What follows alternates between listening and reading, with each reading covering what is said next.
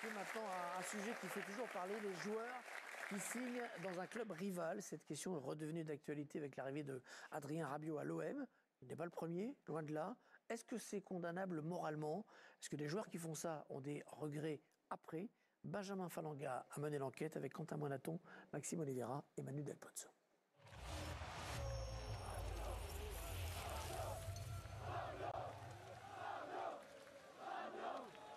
C'est une scène inimaginable il y a encore quelques semaines. Adrien Rabiot, qui a joué plus de 200 matchs avec le PSG, son club formateur, s'engage à la surprise générale à l'Olympique de Marseille. J'ai rien à expliquer à qui que ce soit. Je fais ma carrière. Aujourd'hui, j'ai fait ce choix très sereinement. Je suis vraiment content d'être là. Certainement que ça en décevra et ça en a déçu certains.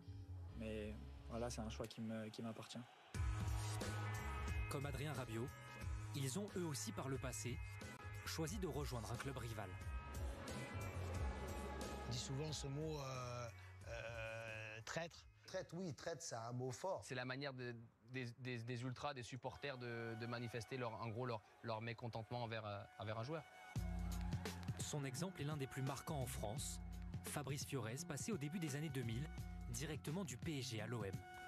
Je resterai toujours le number one des transferts, quoi, parce que moi, je suis détesté à Paris, je suis détesté à Marseille. Je sentais la rivalité, évidemment, mais j'avais mis plus en avant le côté sportif. Il faut que les supporters ils arrivent à comprendre que nous, après, on a une carrière à faire et puis on a évolué. Et à partir de ce moment-là, on n'appartient pas qu'à un club, quoi. La colère des supporters est exacerbée au moment des retrouvailles. Et certains cas sont devenus emblématiques. À commencer par le Madrilène Luis Figo au Camp Nou. Les supporters du Barça vont même jusqu'à lui jeter une tête de cochon. En Angleterre, Sol Campbell est la cible des fans de Tottenham après avoir signé pour l'ennemi, Arsenal. Pour son retour avec Lyon, l'ancien Marseillais Mathieu Valbuena est accueilli au Vélodrome par un mannequin à son effigie pendue. Pour ça, je ne l'ai pas vu, je l'ai vu après. Mais bon, c'est Marseille, on n'est pas dans la demi-mesure. Tu te retrouves à que d'un côté où ils t'ont adoré, compliqué, et puis ton nouveau club, compliqué aussi. Donc, tu as l'impression que tu perds un peu tout, quoi. Donc, en faisant ce choix-là, je savais que il fallait avoir de la personnalité, il fallait assumer. Et je pense que j'ai assumé du début jusqu'à la fin. L'arrivée chez un rival peut tout de même bien se passer. Gabriel Heinze de Paris à Marseille, Bafétim Bigomis, apprécié de Saint-Étienne à Lyon, ou encore Javier Saviola, qui a réussi la transition du FC Barcelone. De otra manera, ¿no? Porque vos viniste del club vecino, viniste del Barça o del Madrid. Eso es el principio. Después ya la gente está metida, ¿no? En lo que es el equipo, en que gane Champions, en que gane los partidos importantes. A mí me viene muy bien y mejor estando en el Real Madrid, ¿no? Que es un club importantísimo. Mais la rivalité est parfois poussée à l'extrême. L'ancien Lyonnais Anthony Mounier en est un symbole. Tu vois, il est collector, regarde. Il est déjà tout prêt, floqué. Numéro 26, il y a encore même l'étiquette. Regarde. Tu vois, il est vraiment... Voilà, je n'ai pas eu la chance de le porter. 3 jours seulement après sa signature à Saint-Étienne, le club annule son arrivée suite à l'affront des supporters. Il y a un des supporters notamment qui dit « Moi je m'en fous, je suis père de famille, moi si je le croise, je lui casse les jambes, s'il faut que je finisse en prison, mais au moins je serai le héros en gros des ultras de Saint-Étienne. » Donc là quand ça prend des proportions comme ça fait un peu peur. Quelques années après leur choix, malgré des fortunes diverses, aucun n'éprouve de regret. Le seul regret que j'ai, et c'est pas dû à ma volonté d'être allé ou pas, c'est le fait que ça n'a pas pu se faire. Et je pense que ça a été un frein dans mon évolution, dans ma carrière à ce moment-là. C'est quelque chose que je referais. Et alors, par contre, je le referais différemment. Je pense que le club, il aurait dû aussi me protéger. En fait, j'ai eu vraiment le sentiment que j'ai été jeté dans la gueule du loup. Et puis, écoute, débrouille-toi. Et puis, adviendra ce qu'adviendra. Il n'y a pas de regret, mais c'est vrai que tu le fais une fois, après, c'est compliqué, quoi. Ça veut dire, c'est comme si tu me poses la question aujourd'hui, demain, t'as le Panathinaikos qui vient me voir. Je te dirais non, avec l'Olympiakos, non, c'est bon. On a fait une fois, c'est bon. Pas de regret, Mathieu Valbuena, mais un peu quand même. Bruno Chéroux, Je lis dans votre CV Rennes et Nantes, Bordeaux et Marseille, des clubs qui ne s'apprécient pas. Est-ce que vous avez hésité à ce moment-là ou est-ce que vous avez eu des difficultés avec ça? Non, vraiment. Alors peut-être que, encore une fois, chaque cas est complètement différent, mais j'étais pas suffisamment identifié à un club pour pouvoir ne pas aller jouer ailleurs. Après, moi, je pars du principe qu'on est des professionnels et que j'ai donné le meilleur possible à Rennes, j'ai donné le meilleur possible à Nantes, à Bordeaux, à Marseille, sans distinction d'envie. Après, il y a des joueurs qui sont beaucoup plus marqués, qui sont beaucoup plus identifiés à certains clubs. Et là, c'est vrai que c'est difficile. On l'a bien vu dans le reportage. Moi, j'étais à Marseille quand Fabrice Fiorez signe en 2004-2005. Et avant même qu'il arrive, il y avait déjà des banderoles dans les tribunes, Fiorez dégage. Mais en revanche, parfois, j'ai du mal à expliquer effectivement la perception des supporters qui pouvaient détester Fabrice Fiorez avant qu'il arrive, bien qu'il était au Paris Saint-Germain juste avant, mais que Bafé Gomis ou on a vu d'autres où les exemples étaient beaucoup plus positifs. J'ai du mal à expliquer cette différence de perception parfois, même si là, par rapport, on va revenir au cas Rabiot, il est passé à la Juve, il y a du temps qui est passé, et on considère que Rabiot est tellement fort qu'il outrepasse le fait qu'il était au Paris Saint-Germain avant, mais j'ai été quand même très étonné que les Marseillais l'accueillent à bras ouverts alors qu'il jouait au Paris Saint-Germain avant. Il y a un côté prise de guerre un peu sur Rabiot. Est-ce que ça veut dire que quand les joueurs sont très bons, finalement, les principes, on les oublie un peu?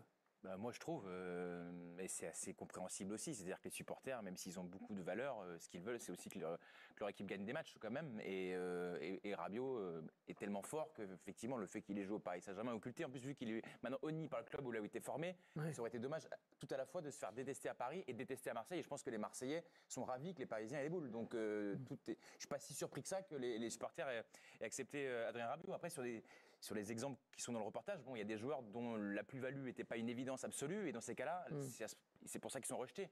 Gomis, c'était super pour l'OM qui à ce moment-là cherchait un neuf. Tous les Donc exemples. si on est très bon, ça va. Heinze, quand il arrive, les principes sont la géométrie variable, en fonction du niveau, moi je trouve. Et après, du cas par cas. Ça dépend aussi des circonstances. Si Cette saison, club, pour l'OM, ça va plutôt bien. Donc accueillir un ancien Parisien, il n'y a pas de problème.